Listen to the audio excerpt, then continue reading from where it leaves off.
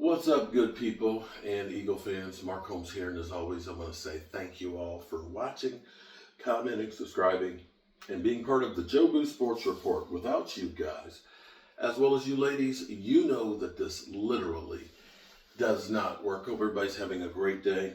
You know, something my wife says that I am really good with is figuring out spatial relations on how to make something work where there's not a whole lot of space. And this is definitely one of those, working on this bathroom. And that's why I haven't been able to get out so much content. I've been working deep on this one. But I realized something today, and I can't believe that it's actually happened this quickly, that we've moved on from Micah Parsons by week 6. I'm being serious now. This is insane to me to think that that actually has already happened. Think about this for a second, okay? They had the bye week this week. Have you seen an article lambasting the Cowboys about not having Micah Parsons? I haven't.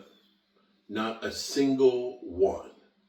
And, you know, they were on the bye week, of course, and I saw something about him with the Packers and him coming out with a sense of urgency and this, that, and the other. But as far as Micah Parsons and the Cowboys and the debacle, I don't think it exists anymore. I think it's actually done.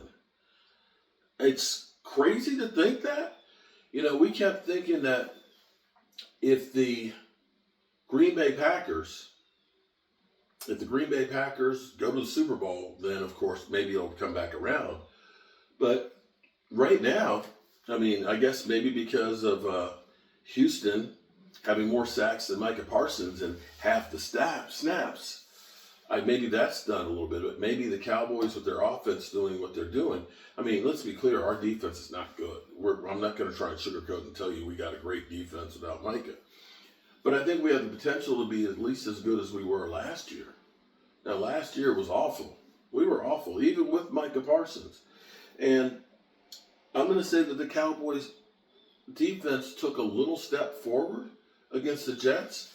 And I know people are still, you know, no matter what happens, people are always looking for a reason or a way to steal any thunder that the Cowboys have. That's just how it is. No matter what the Cowboys do, it's nothing. Okay?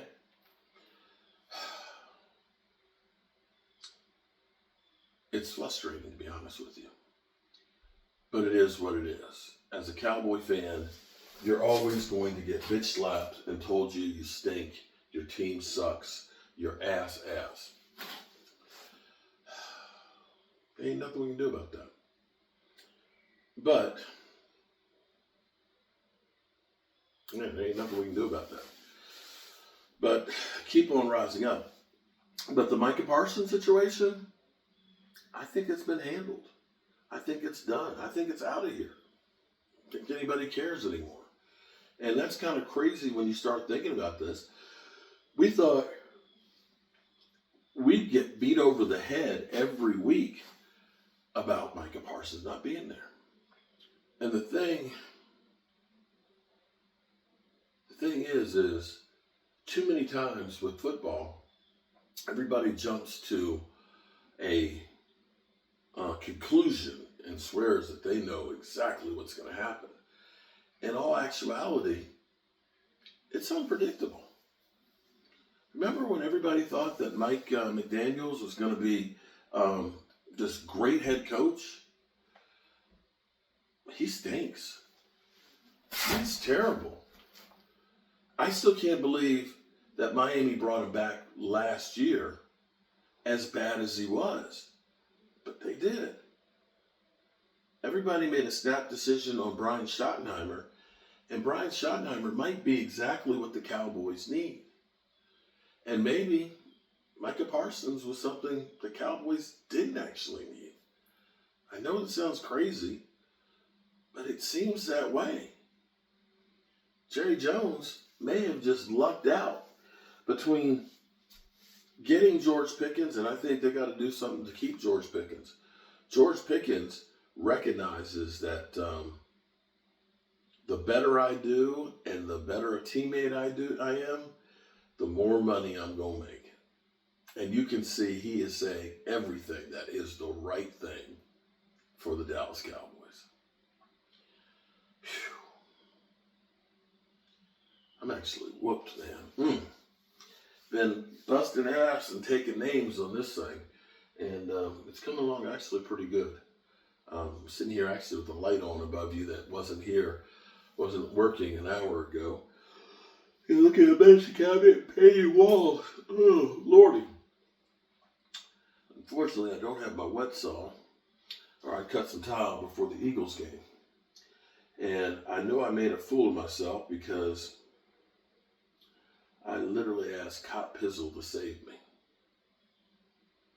That's when you know shit is real. Shit is bad.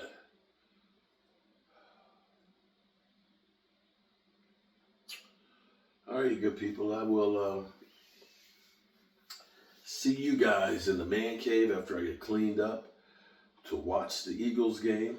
And hopefully we'll see the Giants win a game. Is that possible?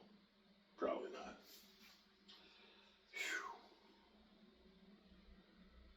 Whew. I'm so tired.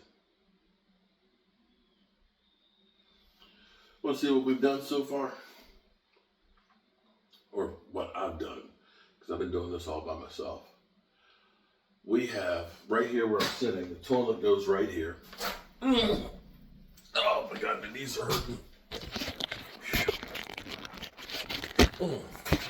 Toilet goes right there. Check out this vanity. Boom. Yeah. The ceiling light, an exhaust fan, painted walls. There's the exhaust fan. So, it's kind of cool. Ambient lighting there? Yeah. The shower, I got all the tiles. We got to finish bringing those up. And we're going to put a microwave in here that exhausts outside. A little cooktop. Refrigerator. The kitchen sink will be over here. Yeah. It's a little studio apartment. And you got all that space. 450 square foot. Separate entranceway.